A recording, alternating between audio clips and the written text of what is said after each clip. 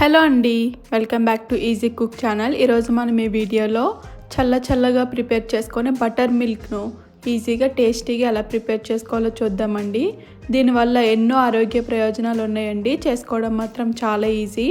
దీనివల్ల ఒంటికి చలవ చేస్తుంది, అలాగే డైజెషన్ను ఇంప్రూవ్ చేస్తుంది, ఒంటిలో తాపాన్ని కూడా తగ్గిస్తుందండి. ఎండాకాలంలో ఎంతో వేడైపోతుంది కదా ఒళ్ళు, అలాంటినప్పుడు ఈ బటర్ మిల్క్ రోజుకొక గ్లాస్ పొద్దున్న సాయంత్రం తీసుకోండి.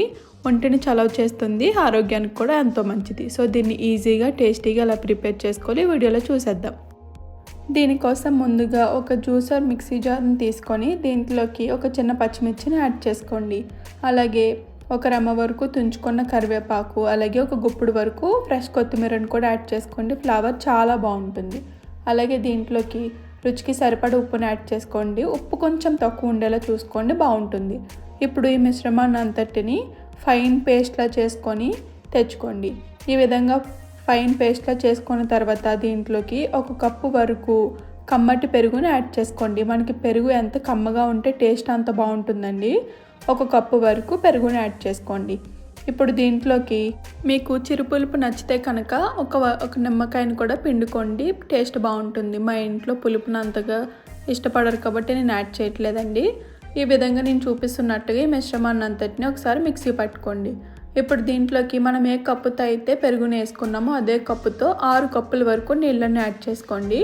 ఆ విధంగా నీళ్ళు ఎక్కువ యాడ్ చేసుకోవడం వల్ల ఏంటంటే మన ఒంటికి మజ్జిగ బాగా పట్టి చాలా తొందరగా చలవ చేస్తుంది. అంతేనండి, దీన్ని ఈజీగా ప్రిపేర్ చేసేసుకొని దీంట్లోకి కావాలంటే ఐస్ క్యూబ్స్ యాడ్ చేసుకొని ఒకసారి మరి గ్రైండ్ చేసుకొని సర్వ్ చేసుకోవడమే. అంతేనండి, ఈజీగా టేస్టీగా ప్రిపేర్ చేసుకునే బటర్ మిల్క్ పిల్లలకి కూడా ఎంత బాగా నచ్చుతుంది. పిల్లలకి ఇస్తున్నప్పుడు కొంచెం మిర్చి ఘాటు తగ్గించండి, టేస్ట్ చాలా బాగుంటుంది. అంతేనండి, ఈజీగా టేస్టీగా ప్రిపేర్ చేసుకునే బటర్ మిల్క్ రెడీ అయిపోయింది. ఈ సమ్మర్లో మార్నింగ్ ప్రిపేర్ చేసి పెట్టియండి, ఈవినింగ్ వరకు కొంచెం తాగుతూ ఉంటే ఒంటికి కూడా చాలా వచ్చేస్తుంది. సో దీన్ని ఈజీగా ట్రై చేసి ఎలా వచ్చిందో కామెంట్ చేయండి. Thank you for watching and subscribe to our channel.